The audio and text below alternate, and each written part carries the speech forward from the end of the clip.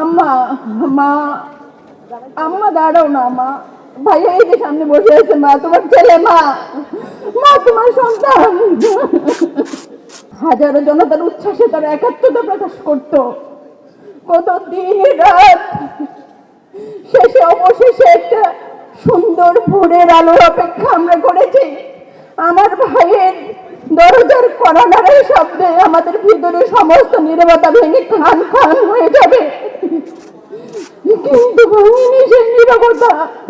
আমার ভাইয়ের, আমার মায়ের, আমার বাবার অসংখ্য প্রশ্নের উত্তর আজ অজানা।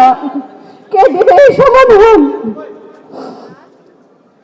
আমার ভাই 2013 সালের 4 ডিসেম্বর থেকে আমি ওকে খুঁজে খুঁজে রাস্তায়, বিভিন্ন প্রেস ক্লাব, কনফারেন্সে আমরা রাস্তা ছাড়ি নাই।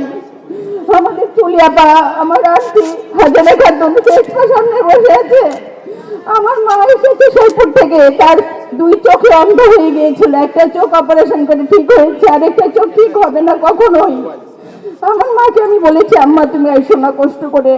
বলে, মা তুমি কি বলো? আমি আমার আরেক ছেলে তারেক রহমানকে একটু দেখতাম, তুমি আমার না করো না মা। আমি তাকে না করতে পারি নাই।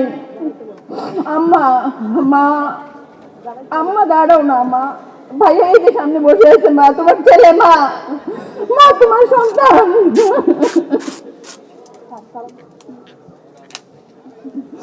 আমি তারেক রহমান ভাইয়ের কাছে কিচ্ছু চাই না ভাইয়া, শুধু আমার ভাইয়ের ঘুমের বিচারটা ভাইয়া আপনি করবেন ভাইয়া।